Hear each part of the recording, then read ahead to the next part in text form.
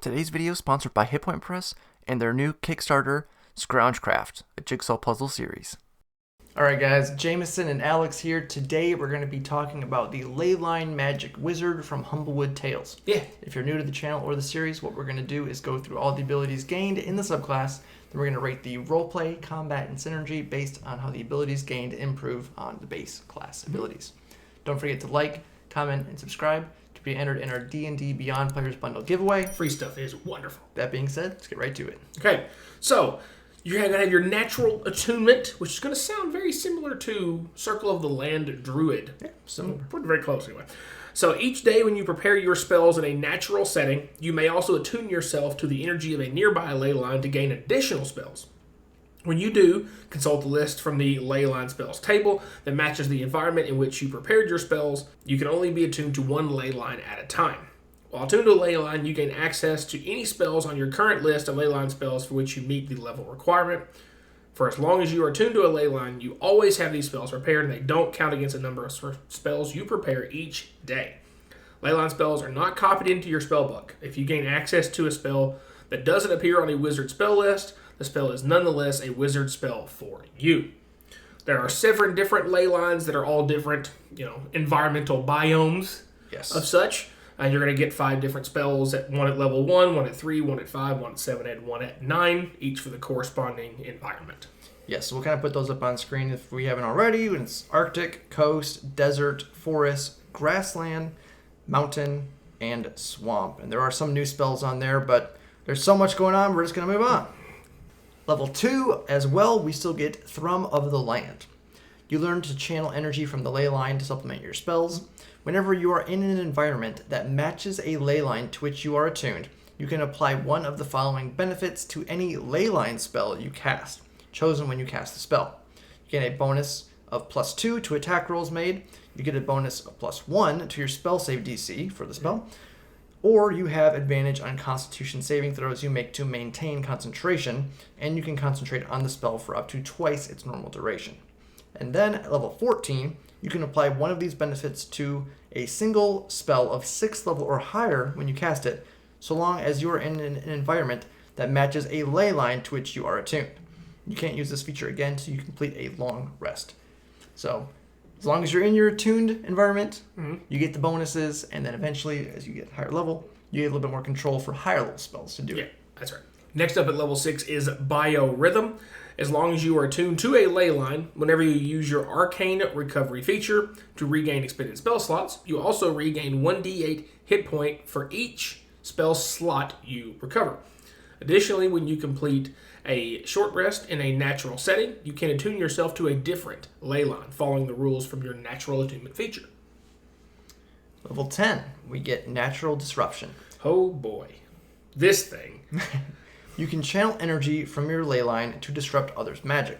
You can cast Counterspell or Dispel magic without expending a spell slot at the level of the highest spell slot available to you. There it is. Once you use this feature, you can't use it again until you finish a long rest. So free max level Counterspell a day. Always take that. Sign me up. Finally, at 14, we have Leyline Weaving. By spending 1 hour in meditation, you can draw upon the power of a distant ley line to temporarily create a new one in your location. When you do this, you may choose any one terrain from the Leyline spells table and attune yourself to that ley line. The terrain from this ley line does not need to match the terrain you are currently in. Your new ley line affects 1 mile radius of an area from the spot you meditated upon, which counts as the terrain of the ley line you attune to for the purposes of using your ley line abilities. It is hard for a ley line to take root in unfamiliar spaces. After 24 hours, this effect dissipates. Once you use this feature again, you can't do so until you finish a long rest. By using this ability to create the same type of ley line on the same spot each day for a full year, which is a wild concept. It's like teleport.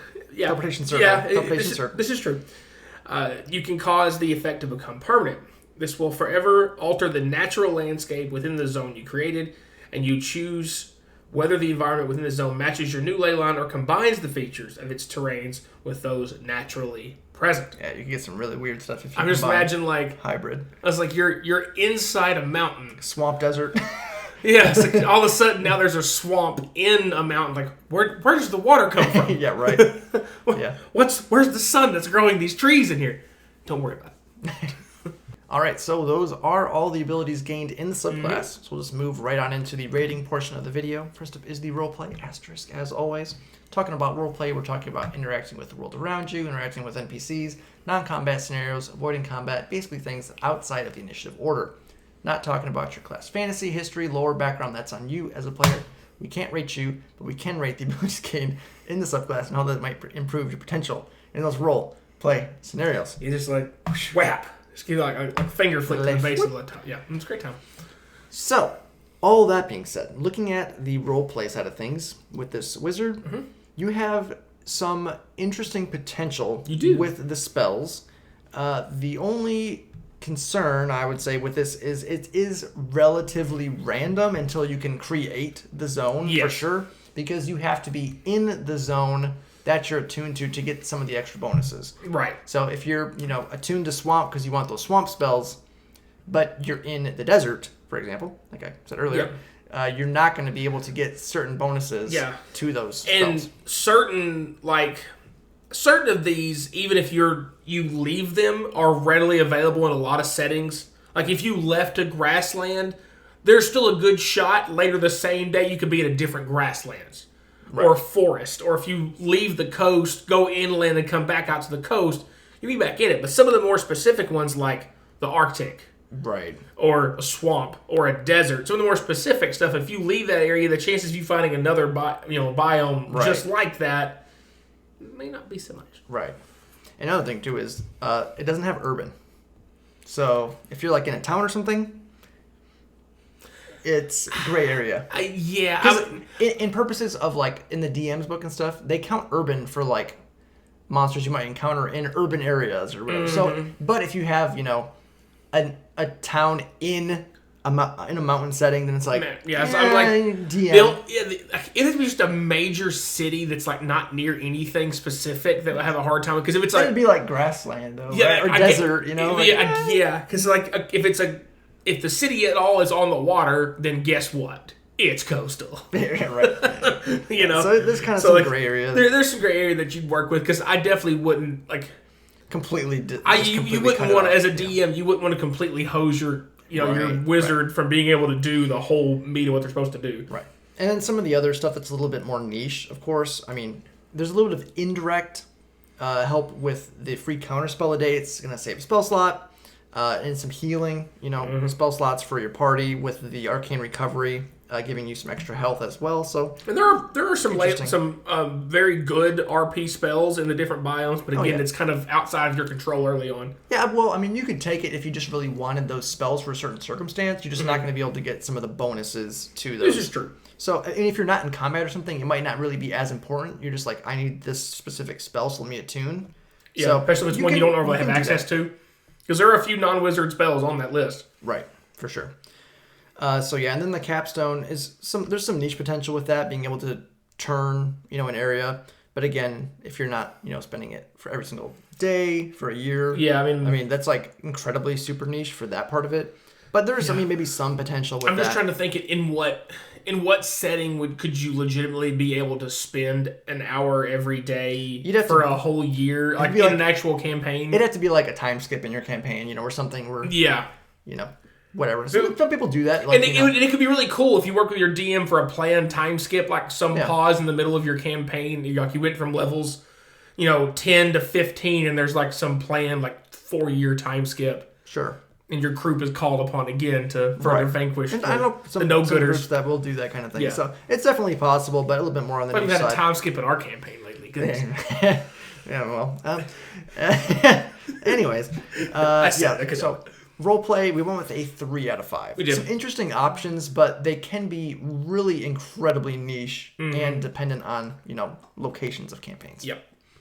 The combat side of things is extremely interesting, again, because the leyline situation, early on, you're going to have a hard time maximizing both your spell list and the Throne of the Land feature, getting those wonderful bonuses, all of which are, again, wonderful for what you can do as a full caster, and even your arcane recovery with biorhythm the making sure you're in the right place with the ley lines is going to be difficult before you have the opportunity to change it. You know, kind of not exactly at will, but a lot more reliably at 14. Right.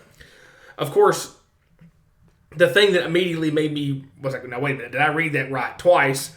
Was the level 10, free counterspell at the highest possible level? Yeah. Because just as a refresher, the way counterspell is worded, if you cast counterspell at the level of the spell being cast or above it, it's just countered. Right. So, because normally the only time you have to roll on counterspells if you're using lower counterspells lower, and obviously the bigger the gap is, the higher the DC check to counter the spell. But this just says once a day, no. Yeah, so you get level 9 counterspell eventually. Yeah, eventually, yes. Once a day, just nope. Yeah, guaranteed. Whatever something wants to throw at you is like no. Here's one. No. Wish, nope. Get back. Nope. Time stop. No, absolutely not. So that's absolutely fantastic. Once you hit 14 and you have the more reliable way to change the biome to make sure you're getting the max a bit of all your features, this comes online and does what it does a whole lot better. But until then, you're kind of at the mercy of your setting and where you're going on your campaign to maximize those features. That does kind of put you behind the 8 ball a little bit early. Even though we do like a lot of the features and what it gives you, we went with a 3.5 out of a possible 5 on combat, mostly because of the unpredictability of using your features and maximizing them. From after 14, it goes up to 4.5, maybe a 5 from then on. Well, I maybe tone it down a little bit with that, but because it is, really and there is that limitation of the time. You have to take time to do it, so you might not always have the potential to be able to switch it. This is correct, but you have more control over it. Once that hits, you then have the opportunity to know, right. I know we're about to be in a desert for the next 6 hours, so yeah, exactly. We're gonna get this fixed real quick. So that being said, going on to the synergy side of things, getting more spell options, never a bad thing. Gives you more utility. It's not a bad thing. Oh, yeah. Cool. Good. More utility, more flexibility, and then of course too, you can change. You can reattune to different stuff on short rest. I mean, it takes an hour to do so. So to be able to just switch between spells that you need for certain circumstance is, really interesting. Yeah. So once you have that flexibility to do that, it gives a lot more potential with those. Yeah. And then of course, bonus reliability with the ley lines, of course, because like I said, as you have more control, you can really tap into the extra bonuses, the concentration, the chance to hit, the spell save. That's going to really make all of those extra spells even more potent. And you have so many to choose from as well. So you have lots of variety. And it's just extra spells that don't count. So you're just going to have that much more utility. Yeah. And of course, too, Arcane Recovery, getting bonuses. Great synergy with that. It's very rare that you really see a lot of stuff with Arcane Recovery getting extra bonuses. So getting that extra healing on top is going to help spell slots for party members, not using healing potions, whatever. Yep. Hit dice, if you run out, that kind of thing. So it definitely helps in survivability and things like that. I mean, anytime you're the level 2 ability, anytime you're giving a full caster more chances to hit, better chances for your DC to stick on saving throws, and you're getting advantage on maintaining concentration on those spells. Right. That's so much. Yeah, for a full caster. And that's limited to the spells in that biome, obviously, but you do know that, and it makes those extremely potent. Yeah, and then, of course, kind of bearing the lead a little bit, the eventual free 9th level spell of, counterspell or dispel magic. This is something else that we talk about when, reviewing homebrew stuff, creating our own content. It's the hardest thing about it is trying to balance. Yeah. You don't want it to be overpowered, but you don't want it to be terrible where nobody ever wants to use it. And something that, James always talks about is with me, because sometimes I like to get a little wild. when I'm taking an idea, let's calm down a little bit. Is the concept of getting something that no one else gets to do that's considered really powerful twice. Yes. So full casters casting a 9th level spell twice. Yes. Which this gets to do. But it is strictly just counterspell. Right. Or dispel. And it's nice that you get dispel or counterspell, because if you're not there to counter it, you still have the chance to dispel to get rid of it effect. once it's there. Right. Yes. So that is nice that you get that versatility for the two options, like in the moment or after the fact. You can still do something about it. Yeah, somebody's like got a dominate monster on something, you can be like, dispel that. Yeah, maybe you're out of range to counterspell it or something, so now you have a chance to dispel. So it is nice that you have that just once a day. It is incredibly powerful, and the nice thing is it scales with you. So like if you encounter a level 9, a spellcaster capable of casting 9th level spells, a 17th level spellcaster. There we go, he's got it. It's weird in my head. He'll find it.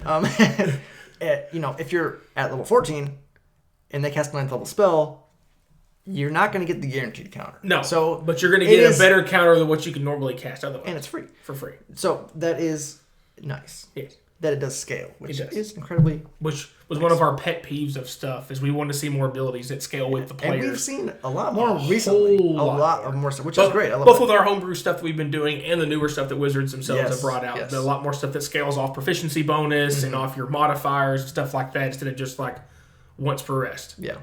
Like, okay. but I can do it once per rest when I was at level 3. Now it's level 18. I can still do it once per rest. Really? And it does not do any more than it did back then. Yeah. Right.